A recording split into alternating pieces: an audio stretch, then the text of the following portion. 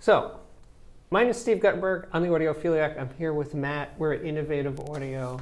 This is our second video. And we were talking after the first one about you're into guitars, but you're also kind of an audiophile. You're sort of an audiophile in denial. That's what you are. That's the way I see it. It's true. What? It's true. Yeah, you don't want to commit. You're there, but you don't want to go in whole hog. But we were talking about snake oil, and you were talking about all this really tweaky stuff with guitars. That Right. it's okay for guitars, but it's not okay for audio. Right. Cables, your cables are mostly BS. You don't think audio amplifiers pretty much all sound the same. You acknowledge that speakers and headphones can sound different from each other. Mostly. But everything speakers, else yeah. is It's. so you don't even think suspect. headphones sound different from each other? I do. Okay. Yeah, I do. Very Because they much. sound really different from each other. Yeah, they do. I think a lot of stuff in between the microphone and the speaker, or the microphone and the headphone, is suspect. To be snake oil. Okay. It's electricity, as long as everything's matched and the impedances are all communicating correctly or whatever. I'm not an electrical engineer, but if everything seems to be okay there, the differences between some of these, I feel like once you spend over like X dollars on these things, and you're within like relative guidelines of like this brand is actually decent, I think anything above that starts to become suspect. All right. That's my take. But I mean, yeah, like the first foray into like the into the guitar space, I remember I learned that back in the 50s, maybe even before that, I don't know when they stopped making these. It might have been the late 60s. They had guitar strings were made out of pure nickel, and now they're like stainless steel. Okay. I don't know exactly. I forget the historical reason why they stopped doing it, but the difference between steel strings, stainless steel, and pure nickel, and nickel plated, which they have a lot of today too, like solid pure nickel. Jimi Hendrix guitars, like they were solid pure nickel. The differences are really, truly obvious. Like you can. I think even like a layman could hear it, and that's a pretty, and that's you're pushing the membrane a lot with that piece of like that upgrade. Whereas like you could play an electric guitar versus an acoustic guitar, and like everyone can hear the difference. Yeah. This one's a little more narrow, but it was enough, even for me at a young age, to be like, this feels different, it sounds different, it's more responsive, and that was like my first foray into like, snake oil exists, but why? But why not is in it, guitars. But yeah, like why not so much with instruments? I think there's, it's not an electronic piece of equipment by nature. There's a lot of physical components to it that you're interacting with, and these things can definitely sound different. Yeah.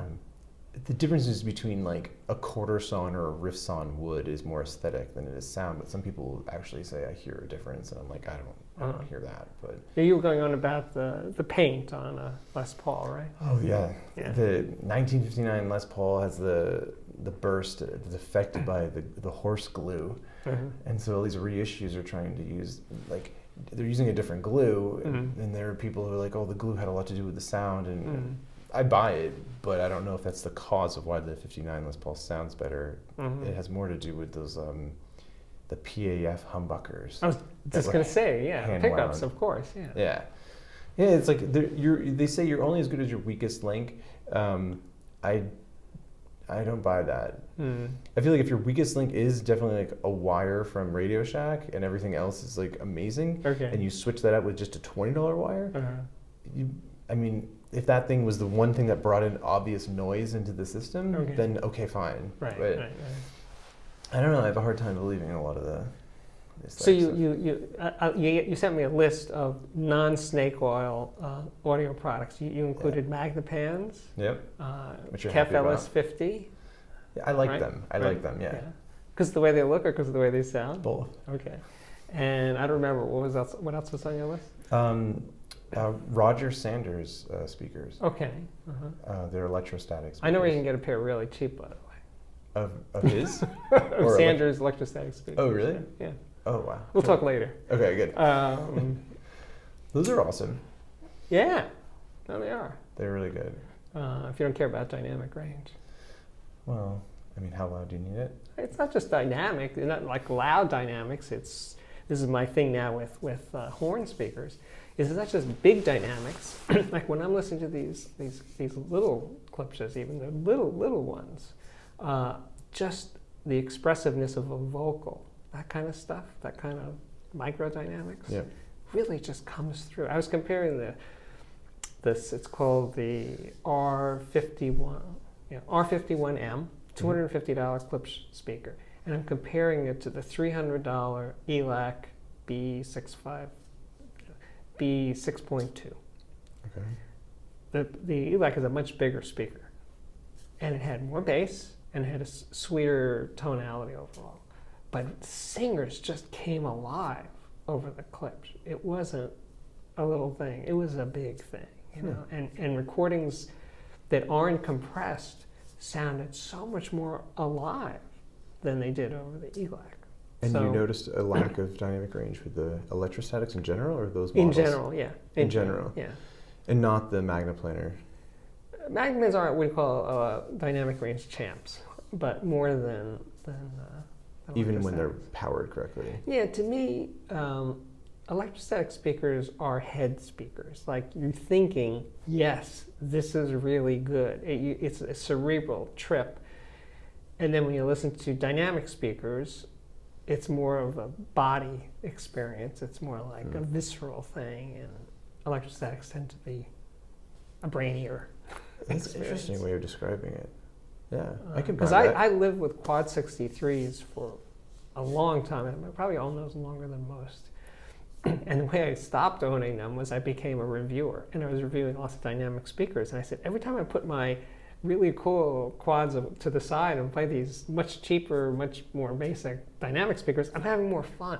It's just more engaging, and that's when it was Just time the for air me. pressure needs to be moved. Yeah, well, I'm not just saying big dynamics. I mean all kinds of dynamics. It was, But it's interesting how you're seeing the softer, even the higher frequency dynamics on just a traditional driver type speaker, an air pressure speaker driver, like that this is giving you more than electrostatics or magnaplanars. Well, it's funny, like with Magnapans, which I've been a big fan of for, I don't know, 6 or 7 years, a lot of people who don't own them or don't have much experience in them say, well, Magnapans don't do bass. But actually, they go down, but they don't have impact. Right.